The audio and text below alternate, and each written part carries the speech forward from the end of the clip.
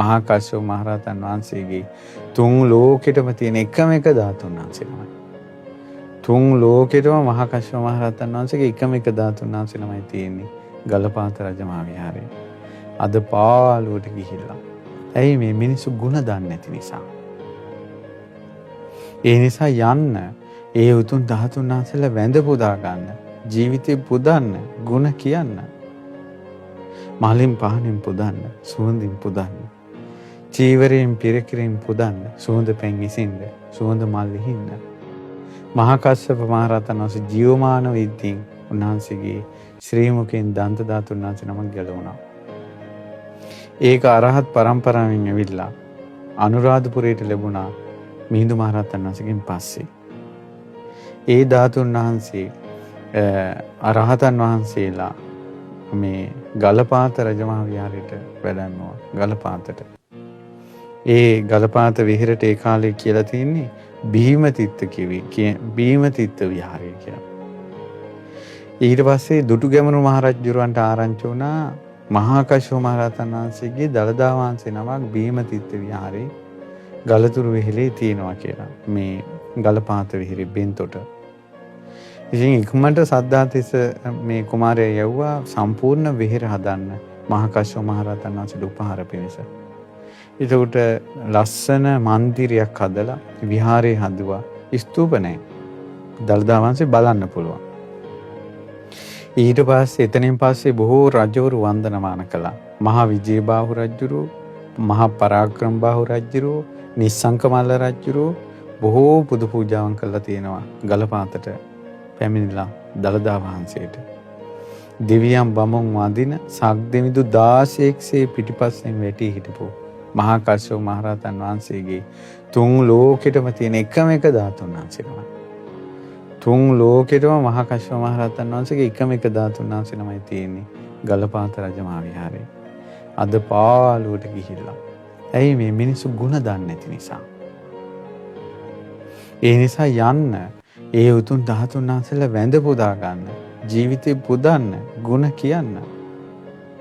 මලින් පහනින් පුදන්න, සුවඳින් පුදන්න. චීවරයෙන් පිරකිරින් පුදන්න, සුවඳ පැන් ඉසින්න, සුවඳ මල් හින්න.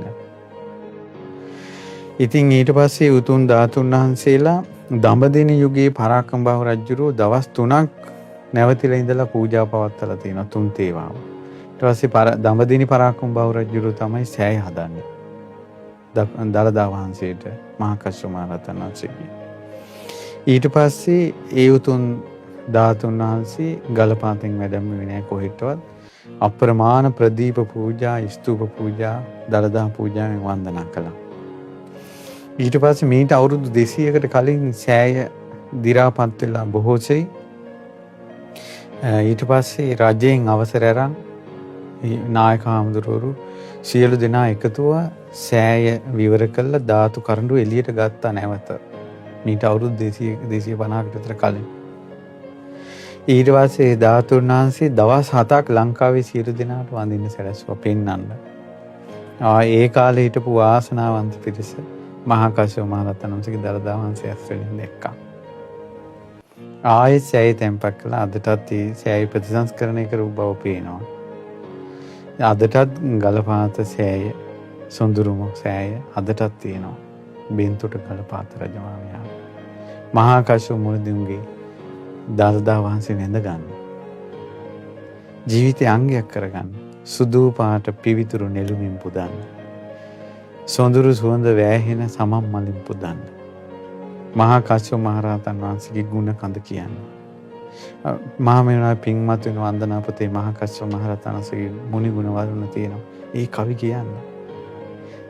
මහා කස්සප තේර බොජ්ජංග ආදී බොජ්ජංග සූත්‍ර කියන්නේ. ත්‍රිපිටක පොත් තියෙනවා නම් කස්සප සංයුත්තේ කියලා සංයුත්ත නිකාය 2 වෙනම කස්සප මහරහතන් වහන්සේට දේශනා කරපු සූත්‍ර තියෙනවා. ඒ සූත්‍ර කියන්නේ කාශ්‍යප මහරහතන් වහන්සේ මේ මණ්ඩල සොලෝපු උත්තමයා. බුදුරජාණන් වහන්සේගේ චීවර ධාතුව පොරෝපු උත්තමයා.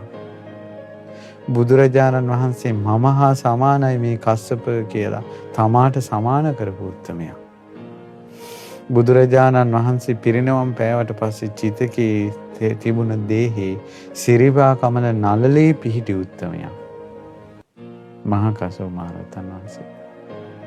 අපගේ ආද්‍ය ආචාර්ය පාදෝත්තමයන් වහන්සේ. අපගේ අනුබුද්ධ වූ මහා කස්සප මහ රහතන් වහන්සේ. ශාසන බාරධාරී මහා කස්සප මහ රහතන් වහන්සේ. සසුනාඹරේ පුන්සඳ වූ මහ රහතන් වහන්සේ.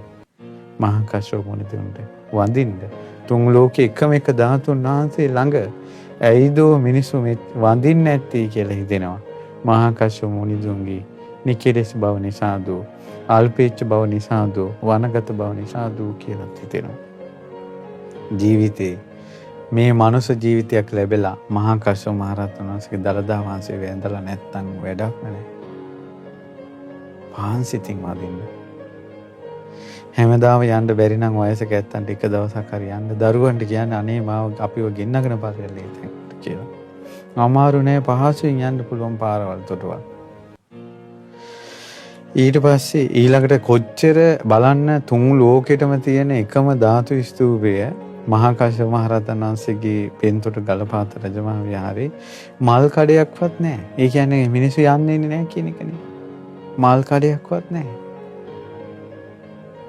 ඉතින් ඒ නිසා නිතර මිනිස්සු යන්න එන්න කියන මොන කවුරු හරි මල් කඩයක් දාගනි. එතකොට ඒ විහිර ආයෙත් මලින් පිරේ. සුවඳින් පිරේ.